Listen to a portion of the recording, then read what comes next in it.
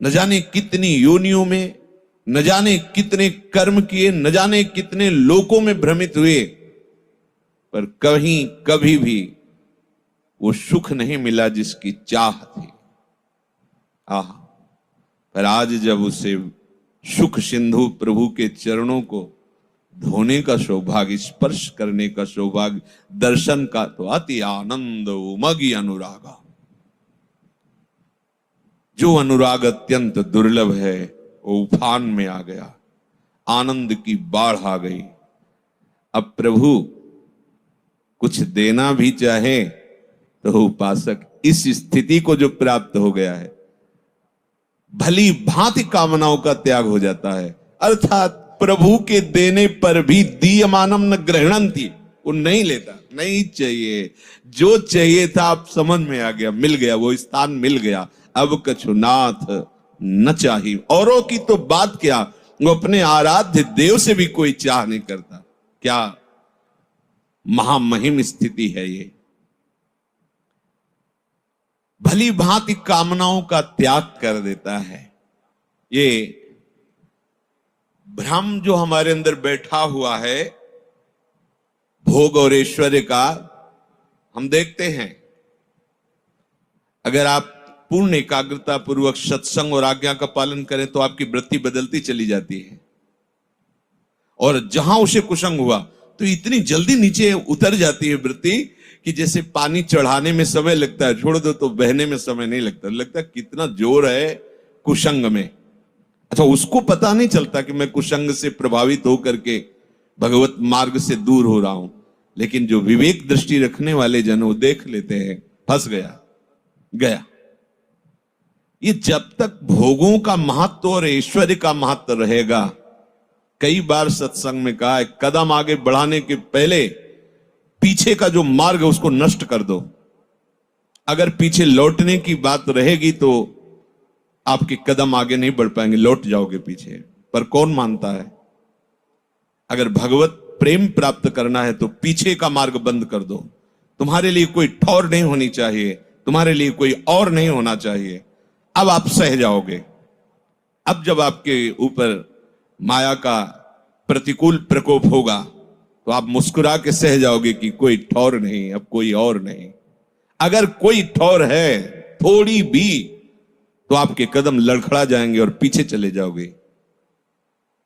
अर्जयित्वा खिलानर्थान भोगानाप्नोति पुष्कलान नहि सर्व परित्याग मंतरेण सुखी भवेत। कोई जगत के समस्त भोग पदार्थ एकत्रित कर ले, उपार्जन कर ले, अधिक से अधिक ऐश्वर्य एकत्रित कर ले, खूब भोगों को भोगे, परंतु कभी सुखी नहीं हो सकता, कभी सुखी नहीं हो सकता। बहुत इतिहास साक्षी है, जो ग्रंथों का अवलोकन किया जाता है, चरित्रों को पढ़ा जाता है, वो सत्य है। उन महापुरुषों का अनुभव देखो, कहां कहां कैसे कैसे भोगों के लिए भ्रमित हुए, और जब कृपा हुई, विवेक हुआ, तो ऐसे तिनके के समान समस्त भोगों का त्याग कर दिया।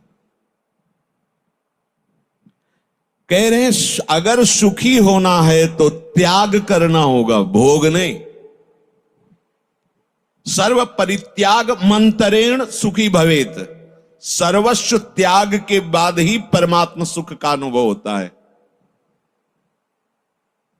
ये जो अहम में तुम सुख का अनुभव ले रहे हो कि मित्र मेरे पास ये भ्रम है, ये जड़ है, ये जड़ता है, मूढ़ता है। ये तुम्हारा बल नहीं है जिसमें तुम सुखी भावना कर रहे हो। जिसको तुम बल मान रहे हो वही तुम्हें निर्बल कर रहा है। जिसका अभिमान करके तुम स्वामी बन रहे हो वही तुम्हें दास बना रहा है। देख लो ना, अपनी मूढ़ता को पहचानिए। जिस भोग के तुम भोक्ता बनते हो, भोग के तुम स्वामी नहीं होते, उस भोग के तुम दास होते हो, गुलाम होते हो उस भोग के। यद्यपि सर्वतंत्र स्वतंत्र प्रभु का अंश सर्वतंत्र स्वतंत्र है, उस पर किसी का शासन नहीं, भगवान का भी शासन नहीं। जो स्वरूप है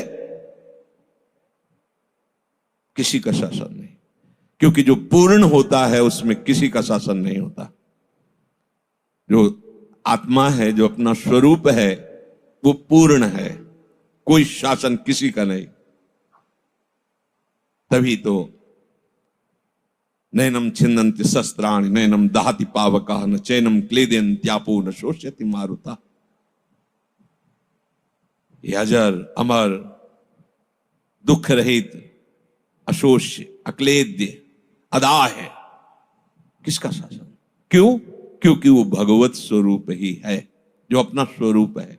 सच्ची मानिए, जिस दिन तुम लौटोगे अपनी तरफ, भगवान यहां कह रहे हैं अपने आप से अपने आप में संतुष्ट रहता है, समस्त कामनाओं का भली भांति त्याग कर देता है।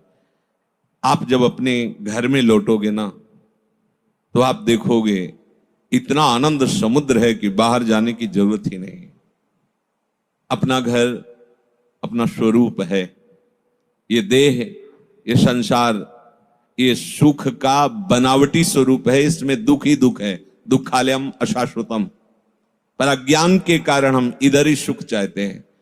अपने स्वरूप की तरफ अपने आप से जब दृष्टि जाती है, एक आनंद की विशेष लहर और एक विशेष संतोष, उसी संतोष और आनंद में कोई चाह नहीं रह जाती।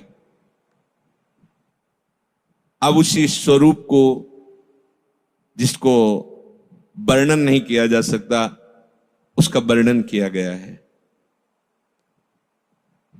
हमारी आत्मा है, हमारे आचार्य, हमारे गुरुदेव, हमारे आराध्य देव किशोरी महात्मानम, तो आत्मा हरिवंश प्रगट परमानंद, तो सेवक महम, पूरा नित्य विहार रस देख लीजिए, हमारी आत्मा में ही है।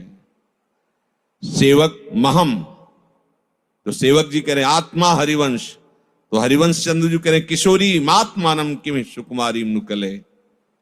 ये देह का कहीं भी खेल नहीं हो रहा है। पांचों भूले देह सुधी। जब तक देह को लेकर हो तो तुम देह के भक्त हो, विषय तुम्हारा आराध्य है, केवल भक्ति का नाटक है। बिन विवेक वैराग्य भक्ति बिन सत्य न एको मानो, भगवत विमुख कपट चतुराई सो पाखंड ही जानो। देह राग मिटाना ही उपासक का लक्ष्य होता है। देहाभिमान गलित कर देना साधना का फल होता है। जिनकी मति में बैठ गया है कि मैं रुपयों का स्वामी हूं, मैं भोगों का भोगता हूं, गंध भी नहीं पा सकते भगवत मार्ग की, चाहे जो भेष रखे, चाहे जिस देश में जाएं। हमारी आंख बंद होती है तो ऐसा लगता है अंधेरा छा गया, लेकिन सूर्य में कोई फर्क नहीं पड़ता।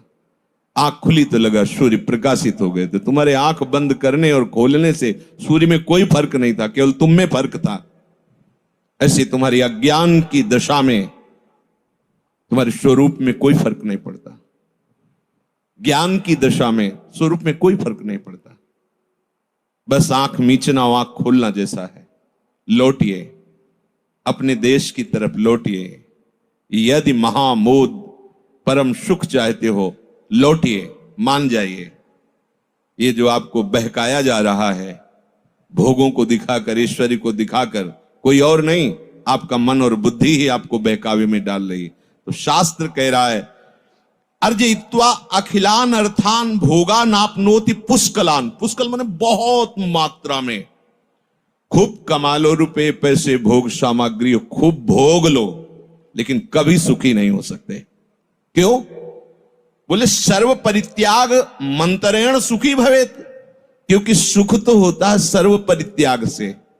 भगवान त्यागात शांति अनंतरम, ऐसा नहीं कहा कि भोग के बाद शांति मिलती है। हमारी मूढ़ता ऐसा हमें अनुभव कराती है कि भोग के बाद शांति मिलती है। और हमारे प्राणनाथ कह रहे त्यागात शांति अनंतरम, त्याग से ही शांति का अनुभव होता है। यही माया है जो समझाने पर भी